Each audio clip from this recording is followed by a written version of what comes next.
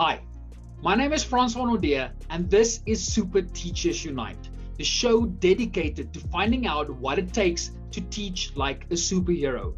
Now, all of us had that favorite teacher when we were at school, and they were very influential early in our lives, and we remember them fondly. Now, in every episode, I'll interview business leaders and other super teachers so that they can share the stories about the super teachers in their lives that were so influential on the successes that they made of their lives. Now, they'll share stories from the classroom, but as well as the boardroom.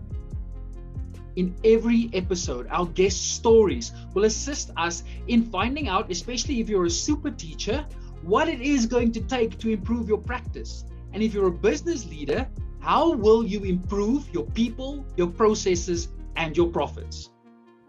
Now, if you need me to assist you in finding out how you can teach like a superhero, check out our website at staysuper.co.za. In today's episode, we speak to Helene Smuts, who is a high-performance team developer. She's also the founder of Credo Growth consultancy, and she's worked with high-performance teams from startup companies to blue-chip companies on 5 different continents. So the value from her discussion was mind-blowing in, number one, how we can create a more positive classroom environment where failure is seen as a possibility for growth and it's a safe space for people to learn, but then also how we can extrapolate that into the school in creating a workplace that is conducive to learning, that is conducive to collaboration. And the knowledge bombs she's dropping throughout this episode was just amazing, and I got a lot of value from this. So in today's episode, we deal a lot with conflict. That's a bit later in the episode, but what she shares about her super teachers and how that influenced her life in creating the company that she has, I think there's extreme value for everybody. So this is an episode that you definitely do not want to miss. I'm looking forward to your feedback on all the different social media platforms. So Helene, the audience now knows a little bit about you from the introduction, but where would you say is the best space for them to go and stalk you? I actually knew that you were going to ask that question. So I thought, because my name is very weird to spell, I thought I'll do this. Ta-da! So it's best to do it on LinkedIn. So you can just go Helene Smuts, or of course, if it's more on the Credo side of things, at Credo Growth will give you all the information. And so it's LinkedIn, it's Facebook, there's Instagram, but I am most active on the LinkedIn page, yeah. Excellent. What we'll do is when we share this episode on social media, we'll ensure to tag you on all the different posts so that the audience can go and find you there. Now, Helene, you know me a little bit, and you know how obsessed I am with finding out what makes a good teacher a great teacher. And we ask this question to all of our guests, and this is part of the reason why I have the podcast, is trying to distill from different industry leaders what those qualities were of the teachers that made an impact on their lives. So would you mind sharing a story from a teacher that made a massive impact in your life? So I want to share 2 stories, if that's okay, because the one story is not so positive. And I really hope that there's some learning in this story as well. So I was in standard 7. I'm not sure what that is in the new grading system. I'm giving away my age. But I was in standard 7, and the teacher in front of everyone in the class said to me that I should please never do math, because I will never be able to do it. And since that day, I have had a mental block against it. So that for me was a massive impact, where only recently did I start embracing the whole idea of what does the story tell you about my monthly figures of my business. But that only came in the last kind of probably 7 years. But up until that point, I was scared of math or any statistical data or anything like that. So in that sense, that first of all, that embarrassment in front of all of my friends, where a teacher says, you'll never be able to do this. And also not wanting to invest in me to try and help me to get over it. So that for me was a very bad experience in terms of impact. And the funny thing is, I will remember that moment for the rest of my life. Absolutely. The thing about this is, like, words have power. especially when you're young and impressionable, and you have these role models, because teachers are the adults in your life, and now suddenly they make this definitive, almost want to say, prophecy over your life. It's like you are bad at math, and it's like this self-fulfilling prophecy going like, you know what? It's gonna happen. If you believe that I'm not good in mathematics, I'm not even going to do the effort of investing in that. Exactly. And you've nailed it, Francha, self-fulfilling prophecy. The good thing is that there's a positive self-fulfilling prophecy and there's a negative self-fulfilling prophecy. And if you can find reasons to prove your negative self-fulfilling prophecy wrong, that is the beginning part. So even with our coaching clients, we say to them, when was the very first time that you believed this about yourself? And then we work with starting to change that belief in terms of the self-fulfilling prophecy. So it's so funny because I had to practice what I preach to myself with regards to the math issue that I had. But then so I want to dwell a little bit on this, because you've now mentioned that running a business, the statistical impact, the numerical impact on the business comes from spreadsheets. It comes from balancing sheets and the accounting part. That's mathematics. Now, you wouldn't be able to understand or fully comprehend the impact it has on your business if you don't understand the numbers. So as you just said, that you've overcome that barrier that the teacher placed in your life. But what would you say was the motivation or the reason why you said, okay, I want to invest in understanding the mathematics or the accounting? So the very first thing that comes to mind is I joined, you probably have heard of this before, I joined an entrepreneurial network called Entrepreneurs Organization, and I joined the accelerator program of this organization. And they put a lot of emphasis on understanding your financials. So, and because they did it from a point of view that it's about growing your business and the story that the financials tell you, that created a different, it created a different way of how I looked at numbers. I didn't look at it from numbers of I need to physically go and do all of these formulas and things. I looked at it like, I don't have to do the formulas. I just need the information, and then I can look at the story. And now I'm really enjoying it. I'm like, it's month end. Where's my accounts? Because I really want to see what my business is doing. But that was definitely the catalyst, is to look at it from a different angle, that it's not about me having to physically do it. It's about me interpreting the data. I like that it's the story behind the numbers that makes it relevant to you. And I think if there's a lesson for math teachers and other teachers out there, but specifically mathematics teachers, is a lot of the questions that are getting asked in classrooms, like, where am I going to use this in my life? Where's the relevance of the content that's being taught?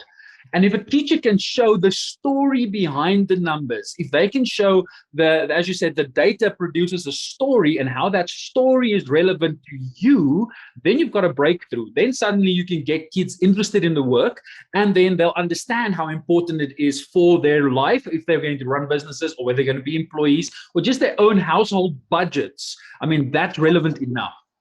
Like, totally, just understanding your own cash flow within your household it's huge, and it makes such a difference.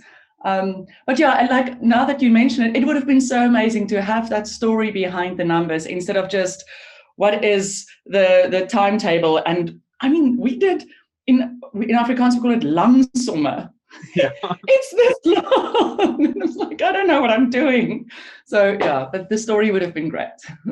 Exactly. Yeah. So if I can already just distill a lesson from our conversation within the first 10 minutes of our chat, is tell the story behind the numbers. I'm gonna be using that a lot. Thanks for that, Helene. Now let's move over to the positive impact story that you want to share. So this was in primary school, and like, you probably can't see it now, but I'm quite tall. Okay. So I was the tallest girl in primary school, and I was also mostly the tallest person in high school, but especially in primary school, I stood out like a sore thumb. So when in the mornings we had, when everyone gets together, there was normally a reading, and the principal will kind of do all the announcements. But what started happening is I started walking like this. because I didn't want to stand out like this. And there was this one teacher, I can't remember why he called me in, but I said something to him, and I think that bugged him. And I remember after, we call it vierkant opening in Afrikaans, assembly, I guess. And I remember him calling me to the classroom, and he said he just quickly wants to chat to me.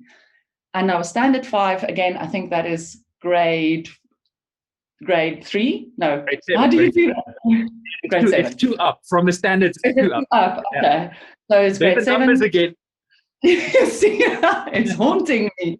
And he had a very long conversation with me about my confidence and the things that I'm saying and how I'm breaking myself down in the words that I'm using.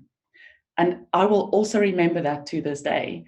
And it's almost like immediately I felt a little bit more proud to be tall, even though I still did this, but my mental capacity, or like the discussions that I had with myself, my inner voices started changing. It took a while, but that was the catalyst of where it started changing. So in that sense, it wasn't necessarily an educational impact, it was a life skill. And that for me is crucial. And people call life skills soft skills. It's not soft. It's really complex. So yeah. Exactly. And I think the important thing we need to remember, and when I do my keynote, when I do the Teach Like a Superhero keynote, that's the one thing I focus on, is that the lessons that people remember, that the kids remember from your classroom or interacting with you, very seldom revolves around content, very seldom revolves around the test scores. It's those life lessons that people remember forever. It's the impact that they made. Now, I'm not for 1 minute saying the content isn't important. I'm not saying test scores or assessments aren't important. That's part of the journey.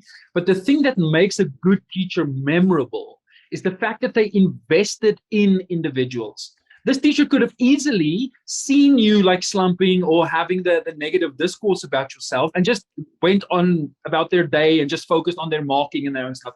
But they took the time to invest in you because they saw something that bugged them. And then that, as you said, was the catalyst. It was the start of a revolution in your life. Absolutely. And, as you were talking now, I obviously going back in my memory, this was also the same teacher. Like, because of this, I started trusting this teacher, like, a lot. And he also became, he was also my high jumping coach. So because of that conversation, I started doing better at high jumping because now I was so loyal to this damn guy that I really wanted to impress. And he got me to be like in primary school, provincial high jumping. But so just from that trust building process, it helped my confidence, and that also affected my athletic ability in primary school. I know it's not much, but at that point in time, I mean, it's a big deal. So it really does have such a big impact when you go that little bit further than just the educational or the content part.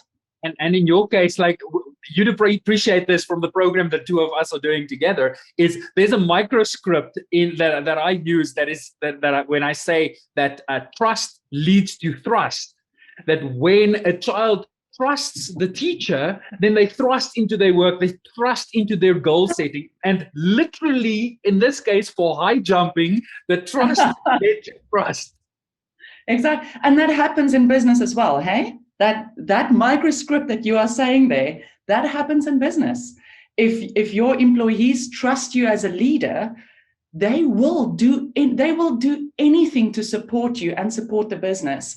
It's a two-way street, like, obviously, but it's such an important thing. I also have a keynote talk around trust and wanting to make sure that people can build that trust. It's huge. It's such a big thing.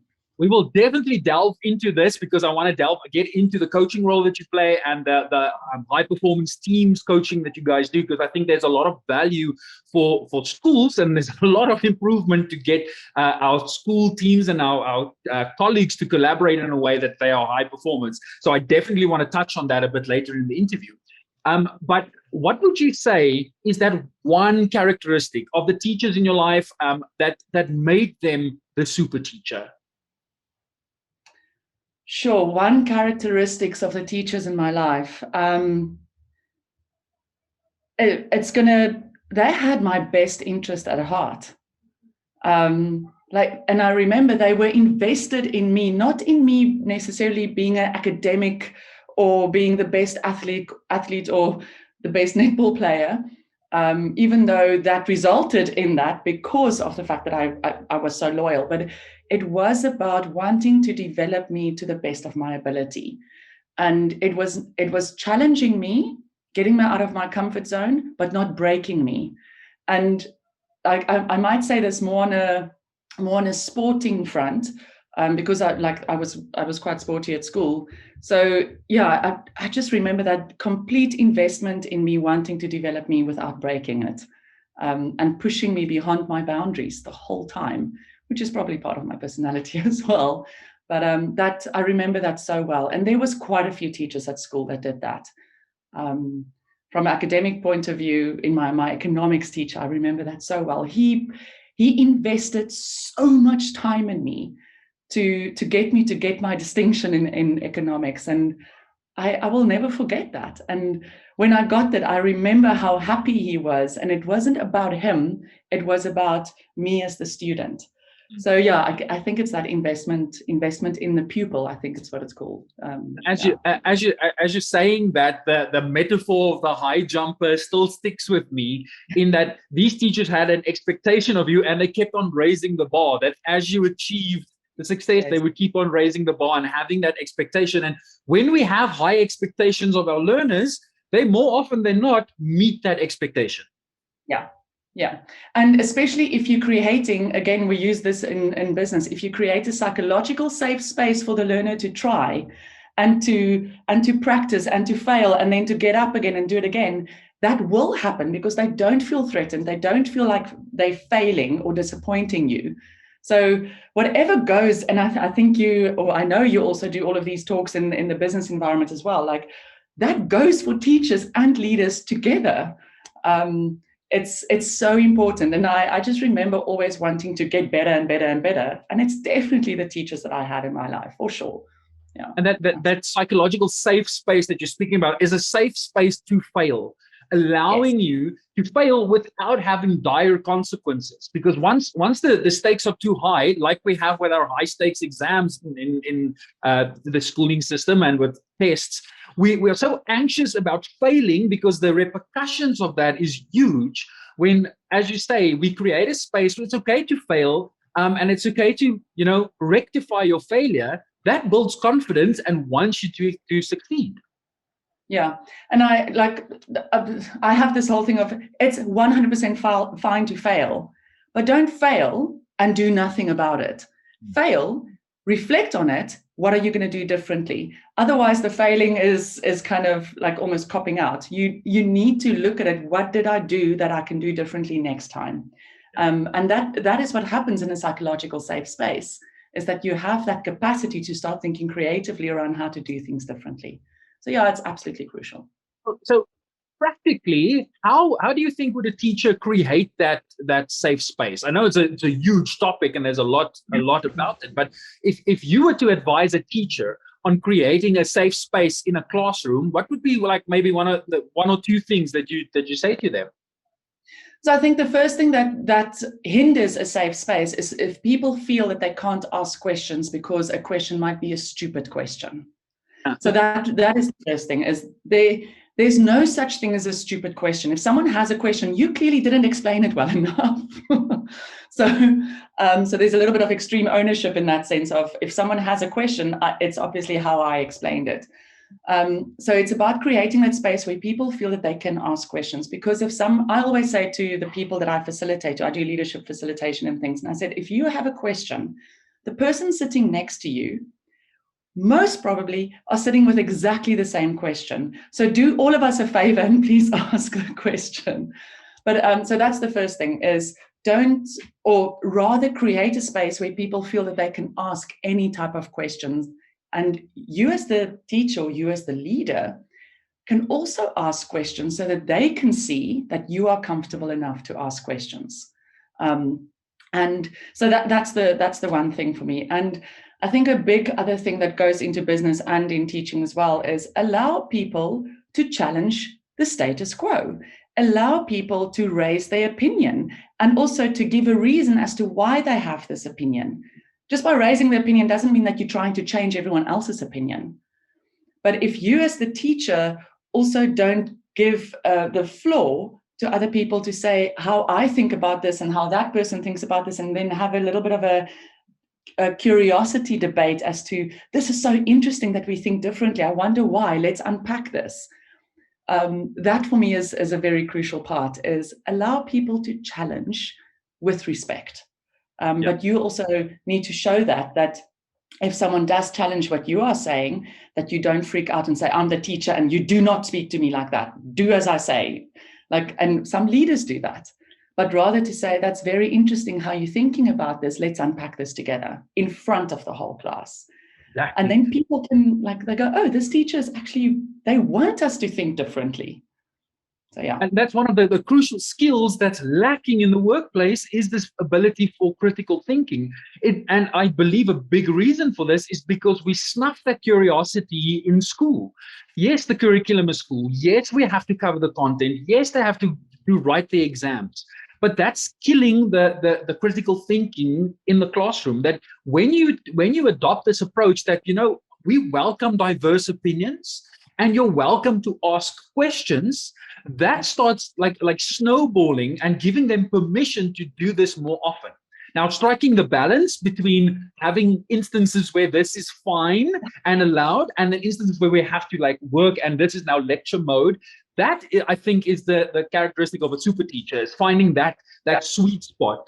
And exactly. Because you can find teachers who just free for all, every period is just chatting period, and everybody asks questions, and that's fun. But I mean, that's not the diligent thing to do, because you still have other objectives to complete. And the other side of the spectrum is also bad, where you're only focusing on the work and the content and getting the worksheets completed in the books. So striking that balance is a sign of a super teacher. I sometimes think that just because of the role that I have is, if some of my teachers, especially in high school, approached teaching with a facilitation skill, so they became facilitators, and with facilitation you've got content facilitation, which is training, and you've got process facilitation. If there can be a mix at school between process and content facilitation, that allows people to think differently and to challenge each other and speak about opinions and things like that. So that is something that I would wish for, just in my opinion, that I would wish for teachers also, is to take a facilitative approach to teaching, instead of just doing content. Yeah. Now, I want to push back a little bit on this, just for one reason, is that the word facilitation and facilitator has become such a negative term or negative discourse in education because of a prior curriculum where people said teachers aren't teachers, teachers should be facilitators. And I think what you are suggesting is different from what the discourse was back in the day when I think it was the OBE curriculum, and so where people focused a lot on the facilitational role. Now, I never knew, and this is something new that you've just taught me, and hopefully a lot of other people, is that there's a difference between. I want to remember this. You said content facilitation and process facilitation. Can you unpack that a little bit more? Sure. So, and just to your first point. So my wish is that people use the tool of facilitation as part of their teaching role. So not to become the facilitator, but use it as a toolkit that you use while you teach, to your point around the negative feel around that. So content facilitation. So if I go, for example, into a business and they say they want communications training. So what I can do as a trainer or facilitator, whatever you want to call yourself, I can throw a whole bunch of content in terms of, okay, use the TA model for communication, then use the different hats model and this, and I can throw all these models to them, which is basically theoretical, okay? So now people have the cognitive understanding of how should I communicate effectively. Now I bring process in.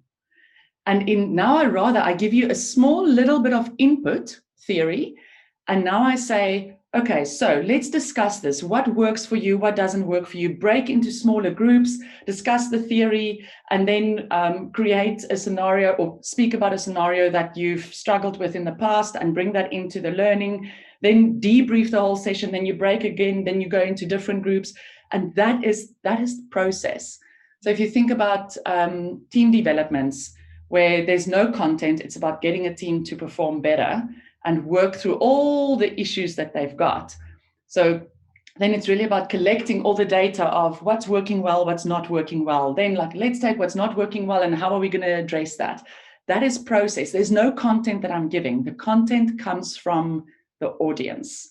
And that adds depth to learning.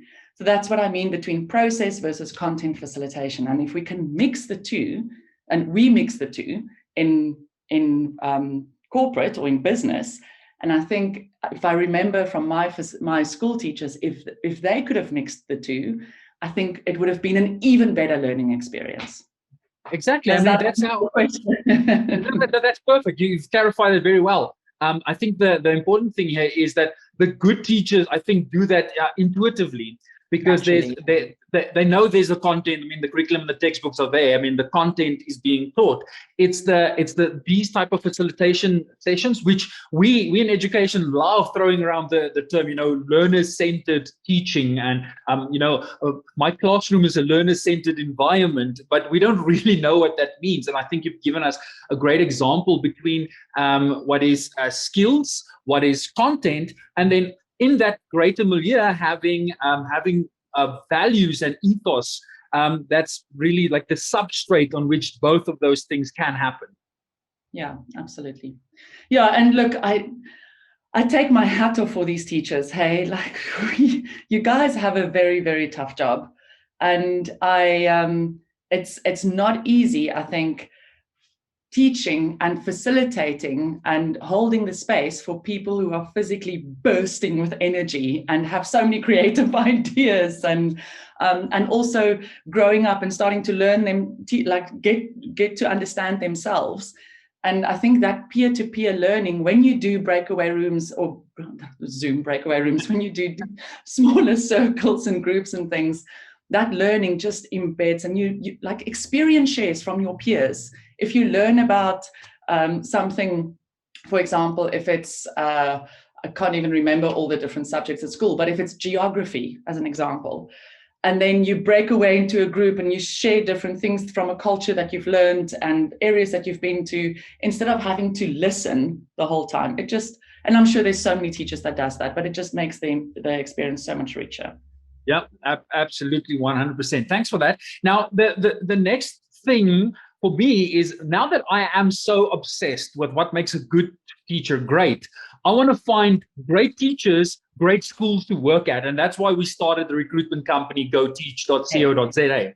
Now, I want to find out from business leaders and people working in industry what they deem to be like important traits when they employ people, when they decide to work with people. So, and I know, Helene, you work with a lot of people, you employ people. What are you looking for when you are employing a person?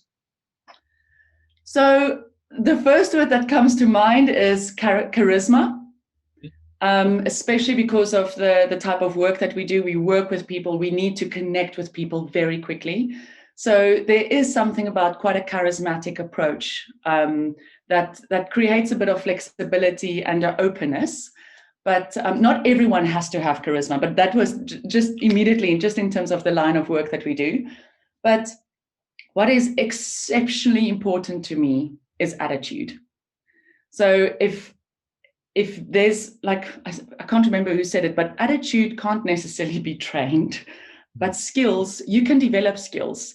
Attitude is a lot harder. I think you can influence attitude, absolutely, 100%, because otherwise I would be a hypocrite and not being in the industry that I'm in. But it's so much easier to work with someone who already has an attitude of growth mindset, the attitude of, I want to develop myself. I'm never done developing. One of complete service to myself and service to others. So that type of attitude is very, very important to me. And then I think something that I also look for is you have to be professional, whether it's in the teaching environment or in business, but have a bit of lightness with it. So that's also one of our values, is professional with a touch of lightness. We don't take ourselves too seriously. We take our role and our impact. It's exceptionally serious for us, but we do it with a bit of flair, and we have fun with it. And I think that those are the important things for me. And then there's loads of other skills that you need, but just in terms of character traits, yeah. But I mean, there's like bare minimum stuff that people need to do. I mean, that's the minimum requirement, is like for a teacher. If I were to employ a teacher, the bare minimum is like, know your content, show me that you can teach a lesson. I mean, if you can't do those things, I'm not even going to consider you. But now what makes you stand out from the rest of the competition, everybody that can already do the minimum, is exactly these things that you just mentioned.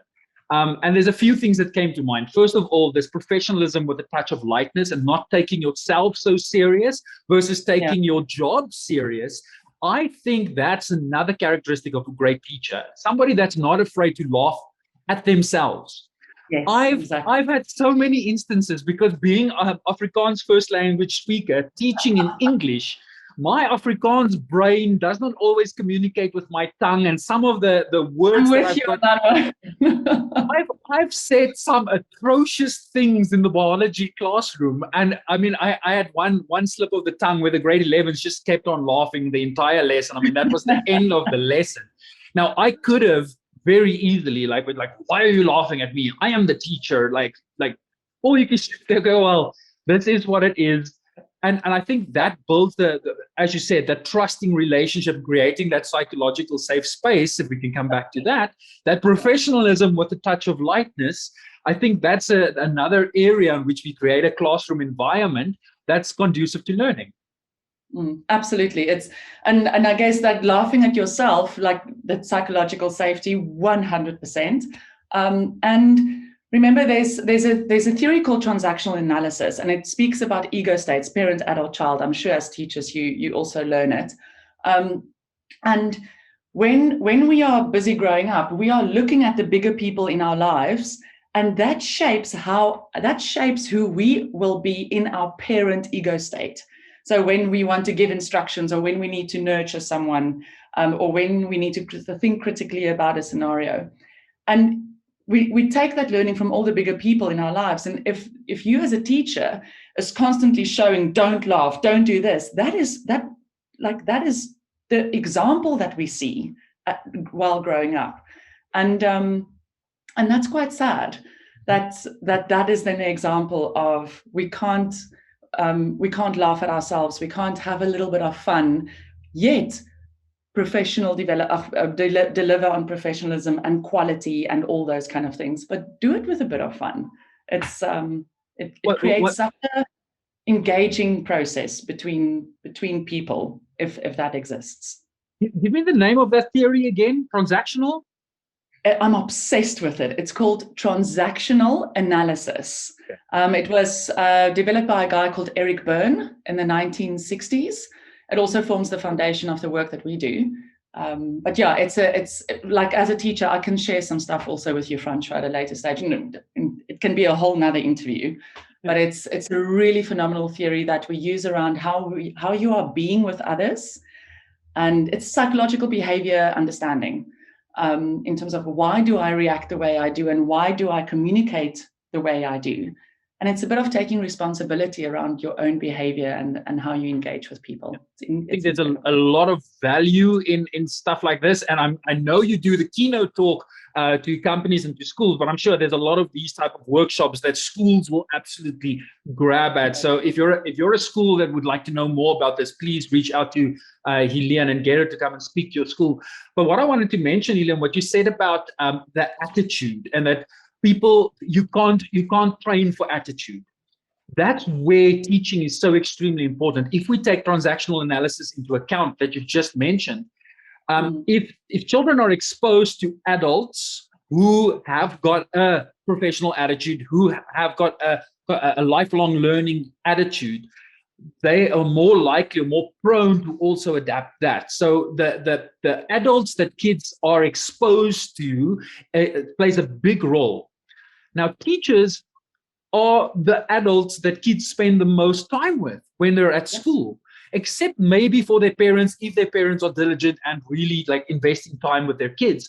Teachers are the adults that kids get to know. So if we have a job market of people who don't have the attitude needed, then we have to do introspection and look at our teachers and ask ourselves, are the teachers we have in the system conducive to producing kids with these attitudes?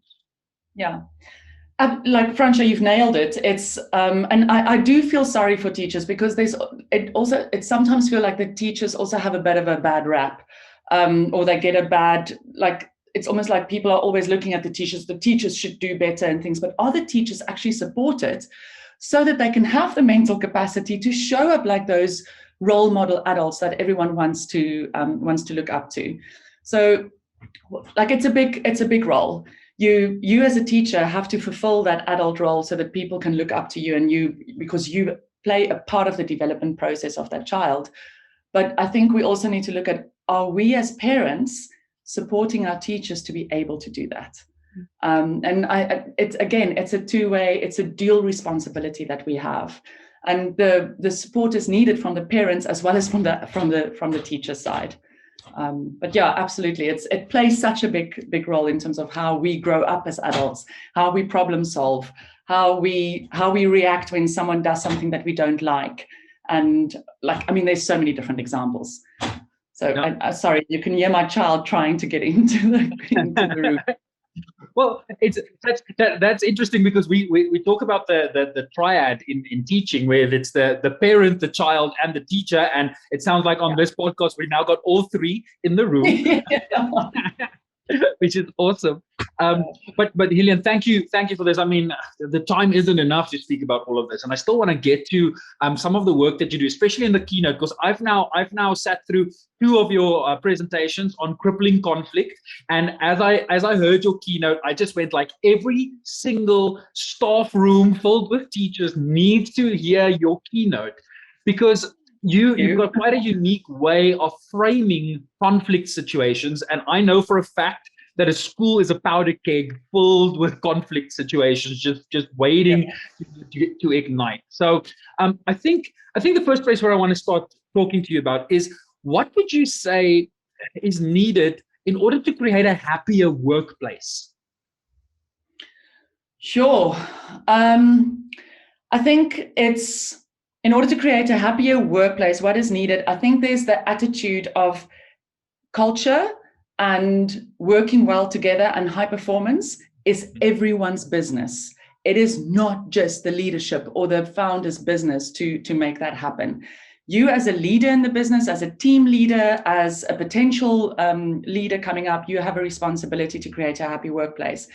But as a team member, an employee, someone who's just entered the workspace, you have a responsibility to show up and create that happy workspace together with your team members. So I think there's a big sense, I'm obsessed about extreme ownership, my team will tell you. So there's something around there that there's ownership of, it is everyone's responsibility to make sure that this is a happy workspace. Yes, it has to come from the top as well, but everyone takes part in that. And what often happens is we have certain stirrers, or like they create drama. And that's what I'm trying to achieve with my crippling conflict keynote, is how do you get out of that drama? And even if you are invited into the drama, how do you not accept that invitation? Okay. And that's all about transactional analysis, by the way, that theory. Let us delve into this drama triangle of yours, because I know from the content that you've got in your keynote, you speak about the drama triangle, and we know in the staff room, there's a lot of drama. So what is this drama triangle? Yeah. So it's just visually, it looks like a triangle, and you said there's a tripod scenario in teachers. It's the teacher, the parent, and the child. Okay. Similarly, in a drama triangle, you have the victim, that is from the point of view of, this always happens to me. Why does everyone do this to me? Then you have the rescuer, which is, I am the one that saves you, and I save you because I don't think you can do this on your own. And I am so amazing because I'm rescuing you. And then you have the persecutor, that is, it's always someone else's fault, and you're going to get what's coming your way. I'll make sure of that. So that's the triangle. So you can think, if you draw a triangle facing down, the victim is at the bottom, and then you've got the persecutor and the rescuer. And these three, it gets so I'm excited about this topic. You have an internal drama triangle. So I can say, for example, I have conflict with you. Or I'm in a scenario with you where I am rescuing you, Francois, because for the 10th time, you didn't deliver on the report. And now I'm taking the report from you and I'm quickly doing it for you. Instead of showing you and empowering you how to do it, I do it for you. Mm-hmm. And then in the team meetings, I always sit there and like, yeah, no, I saved Francois. I almost swore. I saved his butt again in this monthly reports. And then the whole time that goes on. And all of a sudden, I go, but why is Francois not seeing me? Why is Francois not acknowledging me? He's taking advantage of me. Why is this always happening to me? Everyone always takes advantage of me. So there I've moved between the rescuer and the victim, and I haven't even spoken to you. So that was just my internal movement in the drama triangle. But then life gets complex, and there's another human being that now you actually have a conversation with them. So now you and I are in a conflicting scenario, and I can, for example, be, yeah, but I'm so sorry, but this always happens to me. Why do you always fight with me? You don't understand where I'm coming from. And then you can be the persecutor as an example and say, yes, but you don't listen, and you're going to come what's coming your way because you are always the one that shows up late, etc. So you almost have a go at this. Yeah. And that then is the conflict, and we will stay in this drama triangle. You might even go into rescuer mode and say, okay, Shame, I can see that you are really distraught here. So I tell you what I'm going to do. I'm going to hold your hand. And so now I'm still staying in victim, but you've jumped from persecutor to rescuer. And I, as the victim, I'm like, I still get attention. I might as well just stay here because everyone does everything for me. So it's a game that we play with one another when there is conflict, whether it's a screaming match or whether it's underlying conflict, hidden messages, or like subtle conflict. And that is a fascinating process. But in conflict, we will stay in that drama triangle unless one of us makes that adult decision to go, I need to step out of it. And I need to move out of, and there's strategies for each one to step out of it. I mean, but that's the fundamental thing. If I think back of school environments, I mean, our professionalism keeps us from having the screaming matches all the time. So maybe behind closed doors that happens, but in the corridors, in the staff room, you've got this facetious underlying currents. Like not everybody knows that there's conflict going on. The conflict is almost hidden. But when you go home and you vent to your partner, or like then that conflict, the inner conflict, and of course the external conflict, like shows itself. But it's easy taking on the roles that you've just mentioned, those three states almost. You can't escape from that when you have that mindset. If you're when you're the victim or the persecutor or you're the rescuer, if you keep on in that mindset, you're just gonna you add fuel to the drama triangle, like the Bermuda Triangle. You're just gonna get stuck there, and you're never gonna get out of it. Yeah, and the thing is, when a persecutor, they need a victim. So you will do certain things. Again, games we play. There's actually a book called The Games We Play. But you need a victim. So you will do things to make sure that the person goes into victim mode. The rescuer also needs a victim in order to stay in rescue mode. So the rescuer will go, I'm going to constantly keep on saving you, because if I empower you, it means I'm not the rescuer anymore, and then I don't feel good about myself. And the victim needs the persecutor so that they can get the attention from the rescuer. So our default one that we enjoy the most, I like this is not necessarily fact, but from my experience, the one that we enjoy the most, we linger in there and we create our scenarios to make sure that we can stay there. And that's the bitter pill to swallow. What did you do to create the scenario so that people treat you from rescue or treat you from persecutor or from victim? Yeah. And that what that does to the company culture or to the school's culture is absolutely detrimental, because nothing productive, nothing positive comes from those type of conversations. Now, Helene, I don't want to give away your all of your advice in one podcast, but can you give us let's just go with one way of getting us out of that drama triangle? Yeah. So I think the biggest, or my favorite question to myself is, how am I adding fuel to this conversation, or how am I adding fuel to this fight or conflict or like fire that it is? What am I doing that's making this worse? And the moment I can identify that part, then I can go, right, this is what I'm going to stop doing, and this is how I'm going to do it differently. But that, again, that's the bitter pill to swallow. If you have to be willing to go, what is my contribution? Because the tendency, what we do is it's someone else's fault. And like, I didn't do anything in this. But if you're in it, you did do something, even if it might have been just a small little thing. It might not have been your fault, but you were a part of it. And the moment you can acknowledge what part you did play, then you can start doing something differently. And I think another big thing is ego. We stay in the drama triangle because of ego. And if we can go, you know what, it's so better to go into in theory, it's called the winner's triangle. I like the word engagement triangle.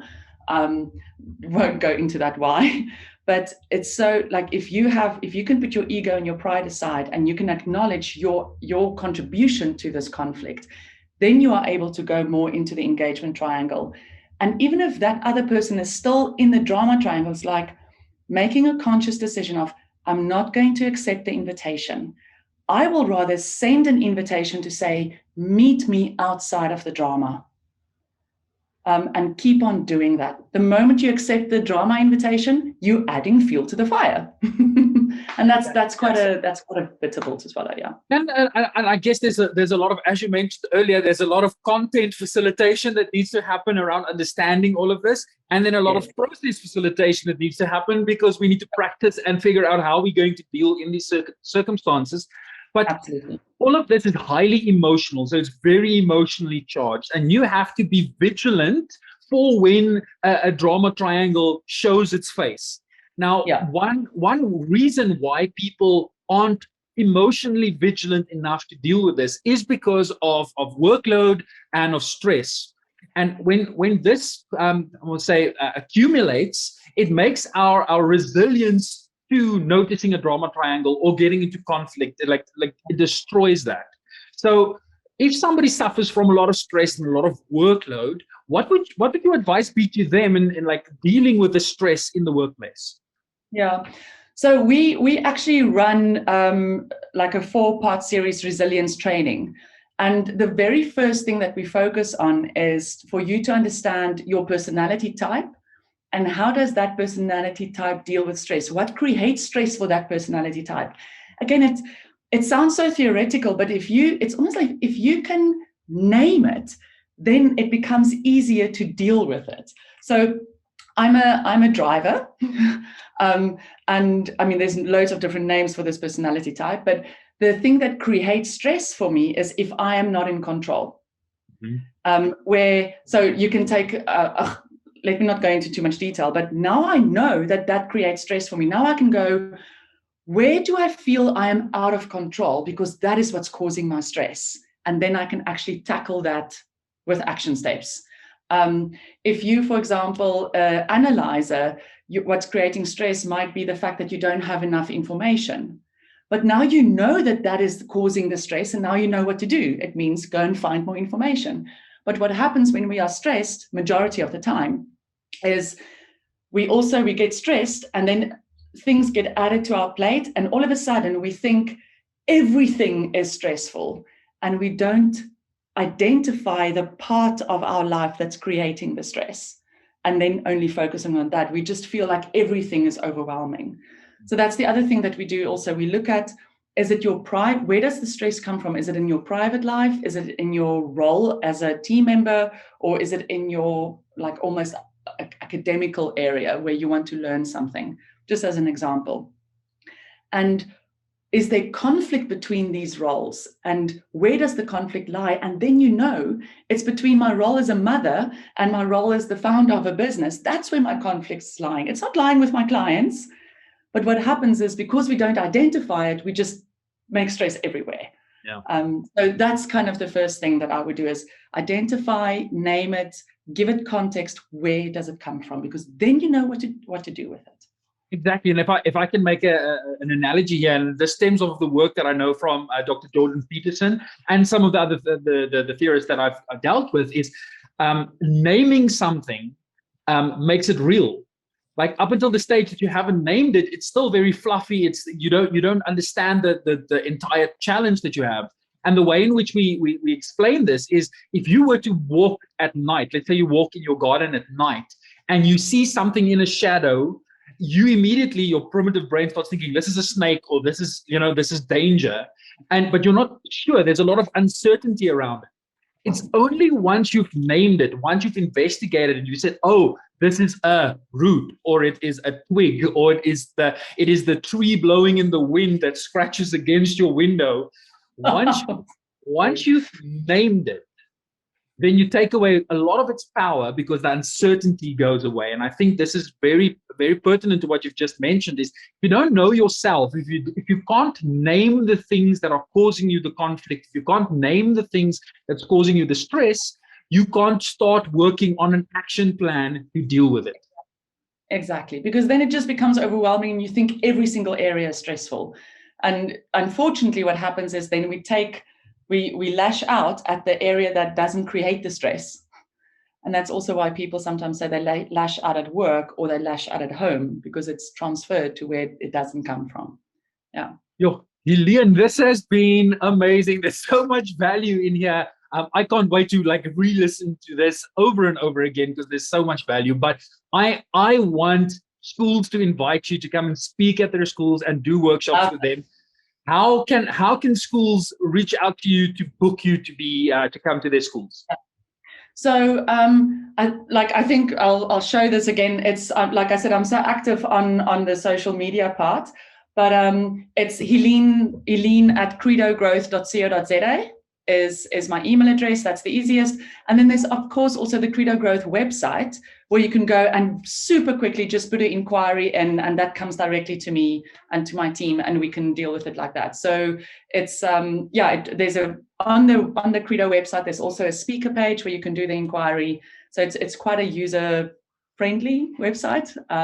But yeah, it's something that I would love to do. We've been trying to get into schools for a while now, and I don't know why, but it's because I think the life skills training is so crucial. So it really would be amazing to have that ability to go and make an impact, the same impact that we do in business, to have that impact in schools and for the children of the future leaders. I know it sounds cliche, but that's what they are. It's a cliche for a reason, because it's the truth. But Helene, you better know I'm going to be recommending you to all of the schools that I'm working with, because I believe there's so much value in the work that you do. But Helene, thank you for spending time with us today, and I'm really looking forward to the rest of your journey and learning more from you. Amazing, and thanks for having me, Fransha. And like I said earlier, teachers have such a tough job, and I'm just so happy that there's someone out there that's actually looking after them, which is amazing. So well done to you too. Thanks, really Helene. Stay super. Cool. You too. Cheers. Well, that's it for today's show. I hope that you found value and that your classroom or your boardroom is now a better place to work at. Please go check out the website staysuper.co.za to find out how my keynotes, workshops, or mastermind can assist you in teaching like a superhero. Until I see you in person or chat with you online, stay super.